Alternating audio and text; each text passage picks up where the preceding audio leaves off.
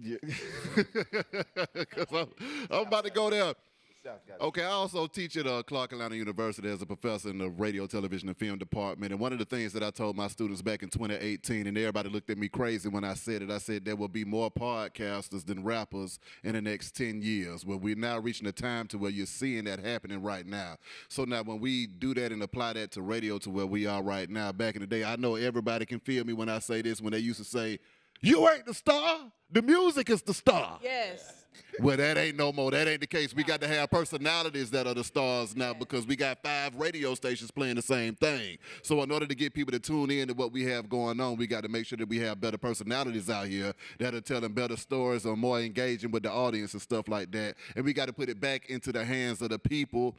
The future of radio, I think it'll probably be a lot more localized as well because in order to sustain itself, you have to make sure that you hit the community. Back in the day, in the days of a Jerry Smokin B, it was people out here in the streets with tickets to birthday bash every 5 minutes. In the morning, you had somebody with some tickets. In the midday, you had somebody with some tickets. In the afternoon, you had people with some tickets. Somebody was out there pressing the flesh every day. And we got to get back to educating, entertaining, and informing people because, you know, in a minute break, you can't tell nobody nothing. They can't learn nothing out of a minute, but you have to be able to articulate yourself and get a point across to the audience. Because I remember growing up where I didn't even want to get out the car. Yeah. Radio used to be so good that when you pulled up to the school or to the job, you'd be like, you know what?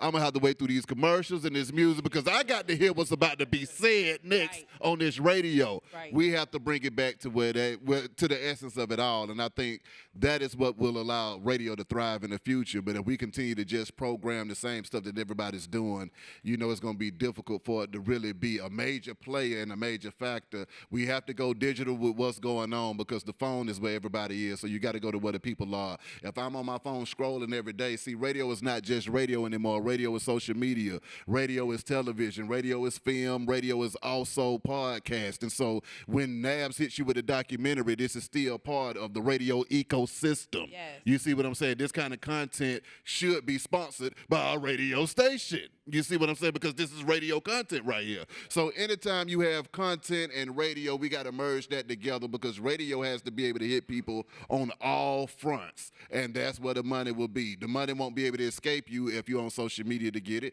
The money won't be able to escape you if you're on TikTok. Just imagine breaking records on TikTok, Instagram, and Twitter the same way that you did on the air. You can break that record, you know, at the drop of a hat if you're on top of social media like you need to be. When it's time to drop those live streams, when people are streaming live from inside the studio doing a radio show, people can watch it and engage with it from the house, and now you done brought radio back into the house again and not just inside of the car. So I think, you know, if we make sure that we converge radio with digital media like it needs to be, it'll definitely be successful and a power play in the future. But if we continue to just let it be how it used to be, it might get stale and it might be difficult for it to really reckon with the other new media that's coming out right now.